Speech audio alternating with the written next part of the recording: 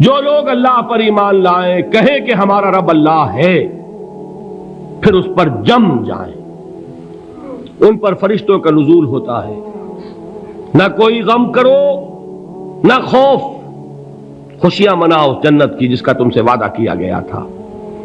اللہ کی ربوبیت پر اطمینان جب انسان کو ہو جاتا، میرا رب اللہ ہے، ربی اللہ، انسان کے لیے نہ کوئی کھٹکا، نہ کوئی خطرہ، نہ کوئی خوف، نہ کوئی حزن۔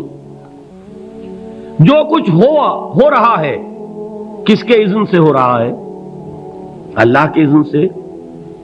اللہ کے اذن کے بغیر پتہ تک نہیں ہلتا۔ یہ کوئی اندھا بہرا مادہ نہیں ہے جس سے مجھے کوئی خوف ہو۔ اندھا بھینسا چلا آ رہا ہو، اس سے تو ڈرنے کا ہر انسان کو ڈرنا چاہیے، نہ معلوم کس کو ٹکر مار دے۔ لیکن نہیں، اس کائنات کو چلانے والا ایک سمیع و بصیر خدا ہے، وہ جو میرا دوست ہے، میرا ولی ہے۔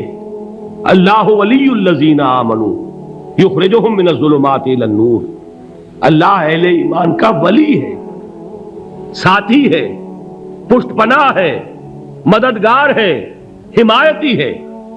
بتائیے جسے یقین ہو جائے کہ اللہ میرا مددگار، اللہ میرا محافظ، اللہ میرا پشت پناہ، اللہ میرا حمایتی، اس کے لیے کوئی خوف ہوگا؟ اس سے کوئی ڈر ہوگا؟ میں مثال دیا کرتا ہوں ایک بہت سادہ، پنجاب کے دیہات کی۔ تو بڑا چودھری ہے اور کوئی غریب کسان ہے۔ اس غریب کسان کے جانوروں کو ہر وقت اندیشہ ہوگا چوری کا، کوئی میری بھینس کھول کر نہ لے جائے، کوئی میرا بیل کھول کر نہ لے جائے۔ لیکن جس کے بارے میں یہ سب کو معلوم ہو کہ وہ جو بڑا چودھری ہے وہ اس کا دوست ہے، اس کی بچیا کو کوئی خوف ہوگا؟ اس کی بھینس پر کوئی ہاتھ ڈالے گا؟ اسے کوئی اندیشہ ہوگا؟ نہیں۔ کیوں؟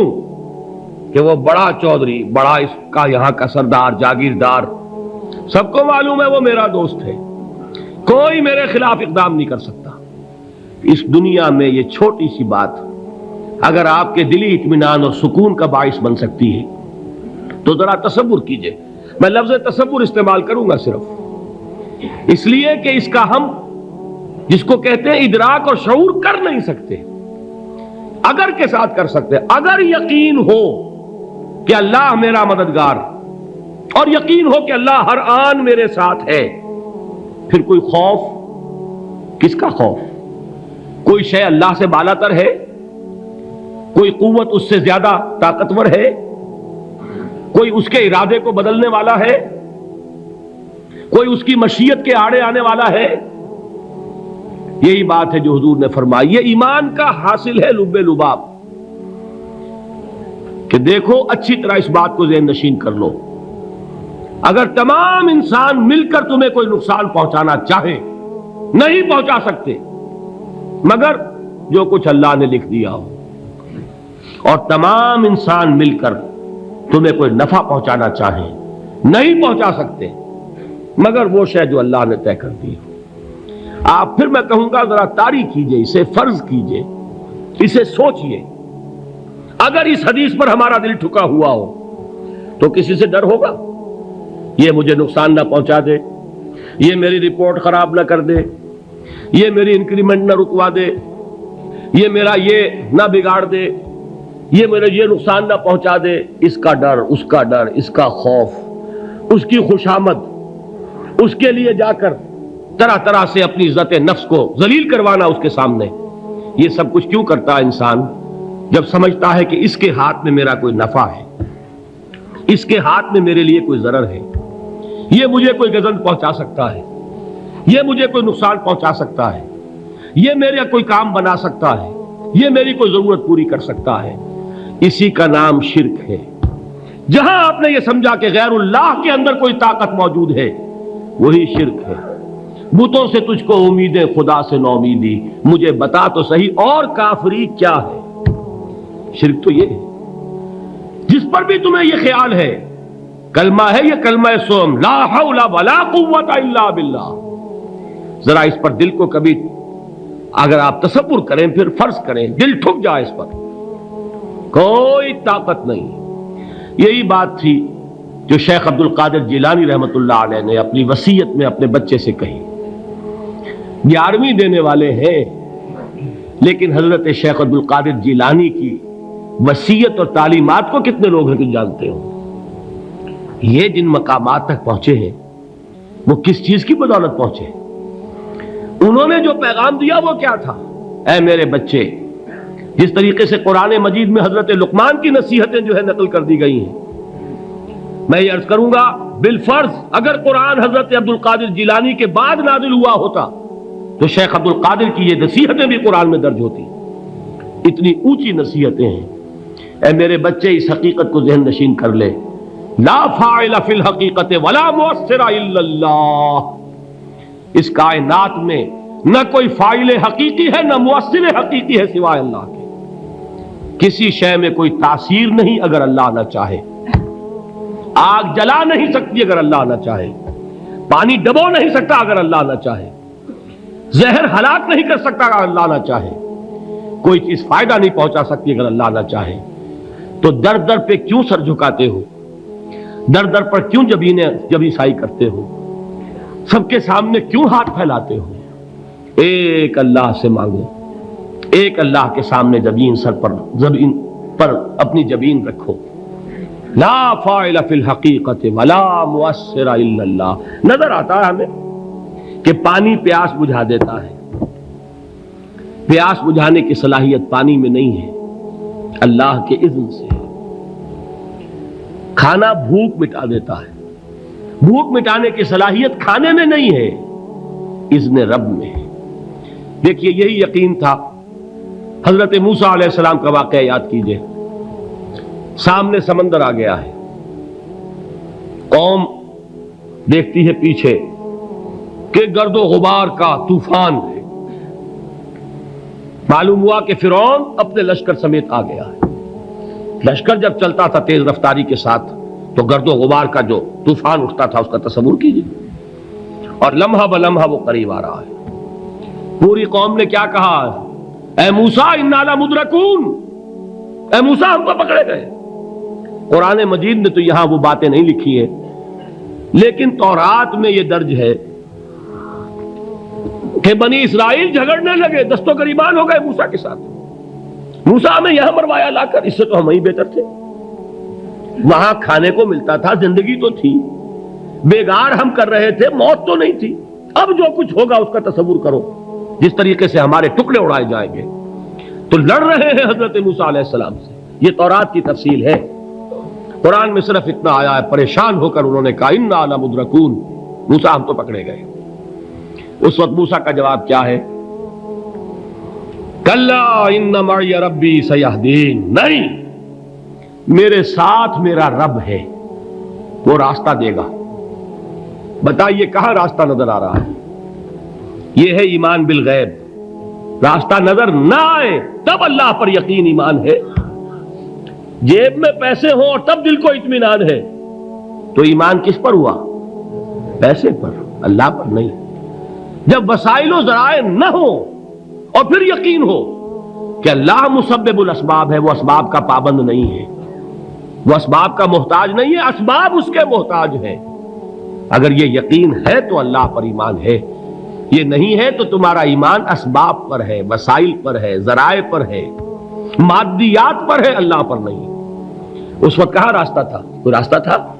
سمندر ہے اور ادھر سے لشکر آ گیا ہے. کلا ان معی ربی سیہدین. اب دیکھیے ایمان کہہ دینا آسان ہے، ہوا معکم اینما کنتم. جہاں کہیں بھی تم ہوتے ہو اللہ تمہارے ساتھ ہوتا ہے. لیکن اس کا یقین قائم ہو جائے تو زمین و آسمان کا فرق واقع ہو جائے. یہی بات ہوئی حضور کے ساتھ. غار ہے، چھپے ہوئے ہیں محمد الرسول اللہ اور آپ کے وہ یار غار ابو بکر صدیق رضی اللہ تعالی عنہ. اقبال نے حضرت ابو بکر کی شان میں چند اشعار کہے صرف، لیکن واقعہ یہ ہے کہ بھاری بھاری نظموں پر اور قصیدوں پر بھاری ہے. طویل ترین نظمیں اور قصیدے ہوں ان پر بھاری ہے. ہمت ابو بکر کی ہمت جو ہے کشت ملت را چو ابر، جیسے بارش سے کھیتی اپجتی ہے، ابو بکر کی ہمت اور عزیمت اس امت کو اسی طرح سینچنے والی ہے۔ ثانیے اسلام و غار و بدر و قبر، وہ دوسرے تھے اسلام میں، دوسرے پہلے کون تھے؟ انا اول المومنین، حضور فرماتے ہیں سب سے پہلا ایمان لانے والا میں، دوسرے ابو بکر۔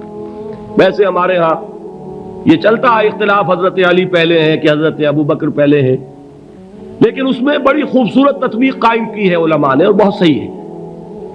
چار کے بارے میں فیصلہ ہی مت کرو کہ کون پہلے ہے، ان کی ایک عجیب تقسیم کر دی ہے۔ آزاد مردوں میں، بالغ مردوں میں سب سے پہلے ابو بکر، بچوں میں سب سے پہلے علی، خواتین میں سب سے پہلے خدیجہ، اور غلاموں میں سب سے پہلے زید ابن حارثہ۔ بڑی پیاری تقسیم ہے، یہ چاروں ہی پہلے ہیں، ہر ایک کے لیے اولیت ہے۔ اور واقعہ یہ ہے کہ اگر زمانی اعتبار سے تعین ہوگا تو پہلے خدیجۃ الکبریٰ آئیں گی رضی اللہ تعالی عنہ، کسی اور سے بات کرنے کی نوبت بعد میں آ سکتی ہے، پہلے تو اہلیہ محترمہ سے بات ہوئی، آتے ہی پہلی وحی ہوئی ہے، ابھی تبلیغ کا حکم نہیں تھا، کس کو بتایا واقعہ؟ ابھی اپنی نبوت کی تبلیغ کا تو حکم ہی نہیں آیا، واقعہ کس کا ہے؟ وہ خدیجہ کا ہے۔ جب کہا ہے کہ خشیت علی نفسی، مجھے اپنی جان کا اندیشہ ہے، تو کیا جواب دیا خدیجہ نے رضی اللہ تعالی عنہا؟ وہ صدیقۃ الکبریٰ ہے، صدیقات جو ہے خواتین ان میں چوٹی پر خدیجۃ الکبریٰ ہے رضی اللہ تعالی عنہا، اور صدیق جو مرد ہیں ان میں صدیق اکبر ہے ابو بکر صدیق رضی اللہ تعالی عنہ، لیکن صدیقات میں چوٹی پر۔ جب حضور نے فرمایا خشیت علی نفسی، کیا فرمایا؟ کیا عرض کیا؟ کیسے تسلی دی؟ نہیں نہیں، اللہ آپ کو ضائع نہیں کرے گا، آپ غریبوں کے ہمدرد ہیں، آپ مساکین کے تکالیف رفع کرنے والے ہیں، آپ بیواؤں کی سرپرستی کرتے ہیں، آپ مسافروں کی خدمت کرتے ہیں، اللہ آپ کو ضائع نہیں کرے گا۔ یہ یقین ہے اس خاتون کے اندر۔ خیر وہ ایک علیحدہ بات ہو جائے گی۔ میرے دل پر حضرت خدیجہ رضی اللہ تعالی عنہ کی شخصیت کا بڑا گہرا نقش ہے، جو وہ کوئی اور ہی وقت اور موقع ہوا تو بیان ہوگا۔ بہرحال اقبال نے ایک مصرے میں جو چار اولیتیں جمع کر دی ہیں، ہمت او کشت امت را چو ابر، ثانی اسلام و غار و بدر و قبر۔ اسلام میں حضور کے بعد پہلے کون؟ ابو بکر۔ غار میں حضور کے ساتھ کون؟ ابو بکر۔